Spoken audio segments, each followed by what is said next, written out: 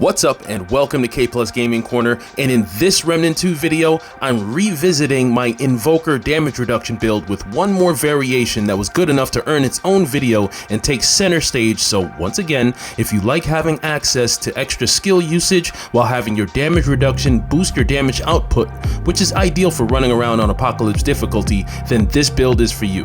So without wasting any more time, let's get right into it. Starting with the archetype classes, we're once again going with the Invoker as our main, and this time the secondary class is totally optional, can use whichever you like best. I'm going with the Handler at the moment for the extra skill and ranged damage, but as I said, this spot is flexible. The Visionary Prime perk is doubling our base skill charges for all classes, plus whenever we use a skill, we're reducing all skill cooldowns by 10%. For the skills, you can go with either Way of Kayula or Way of Lydusa. Both are going to work really well with what we're doing, and for the Handler, I'm using the Attack Dog so we get the 20% boost to all damage for 28 seconds when you hold the skill. Keep in mind that the Communion Team perk reduces all skill cooldowns and is healing you while an Invoker skill is active, plus we're getting more skill damage and elemental damage in addition to skill and elemental crit chance with the Entranced damage perk. The Gifted archetype trait is increasing our skill duration by 30%, which is great since that benefits whichever Invoker skill we're using, as well as the Handler Attack Dog skill in our case. For the amulets, last time we were looking at both the Gift of the Unbound and Cost of Betrayal trinkets, so this time we're really going to go all in when it comes to damage reduction and switching to the Whispering Marble amulet,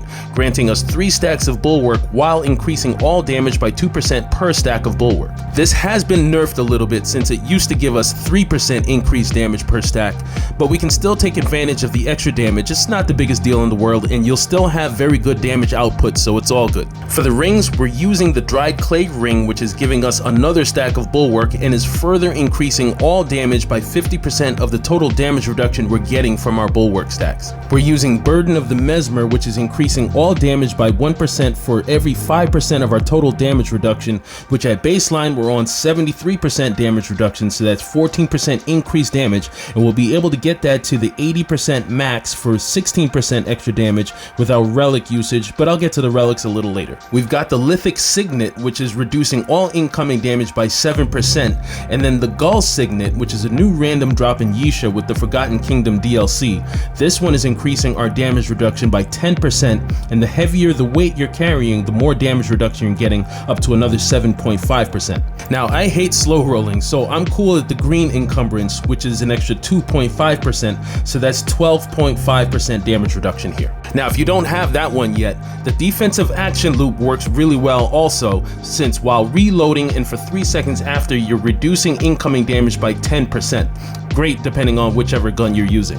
The Amber Moonstone could also be interesting here since it reduces all incoming damage by 25% when your health is below 35%, and the Rusted Heirloom would grant stacks of Bulwark when your health drops below 50%. Embrace of Shahala would grant 7.5% damage reduction when you have a negative status effect on you, but that's pretty situational. And if you were going with the Summoner instead of the Handler, the Soul Guard would give you a stack of Bulwark for each active summon. I'd say the rings I have here might be the best combination for what we have going on, other than switching the Gull Signet for the defensive action loop, but let me know in the comments if you have any thoughts or suggestions on this configuration. Also, remember that since we're using the Burden of the Mesmer ring, we're reducing our max health by 20%, so you might want to use one of your concoctions like Mudtooth's Tonic or Dark Cider to balance things out a bit. The weapons are flexible, you can go with whichever ones you like using. I'm still using the Monolith since I like the magazine size and the Sandstorm mod it comes with, and then I have the 1000 Cuts Mutator to increase crit chance and crit damage while helping out with the reload speed. Shots from this weapon are also applying the exposed status on enemies, which causes them to take on 15% extra damage, so that's another reason why I like using this weapon. Don't worry though if you don't have this weapon or if you haven't beaten the new DLC yet. Like I said, the weapons are flexible, so you can go with whichever ones you like best. I'm also still using the Corrupted Rune Pistol, at least for now or until I get tired of it. The Deathbrand mod on this one is allowing us to deal 10% more damage to enemies once you activate it, plus enemies you kill while they have the Deathbrand on them are dropping echoes. And when you pick those echoes up, it's increasing the weak spot damage you're dealing by 10%. And then I have the momentum mutator here, which is increasing both crit chance and crit damage, making it a bit more effective. If you don't have the corrupted rune pistol yet, the MP60 with the scrap shot mod has also been a lot of fun to run around with, since that mod now applies bleed along with the slow status. If you're using a melee weapon, at least more than I do, consider using the steadfast mutator here, where charged melee attacks are another way to get 10% damage reduction from all sources while you're swinging your weapon. When it comes to the relics, this time I'm using the Void Heart, since with this one, whenever we use it, we're reducing incoming damage by 50% for 4 seconds, which is more than enough to get us to our maximum 80% damage reduction and increasing our damage output a little bit more.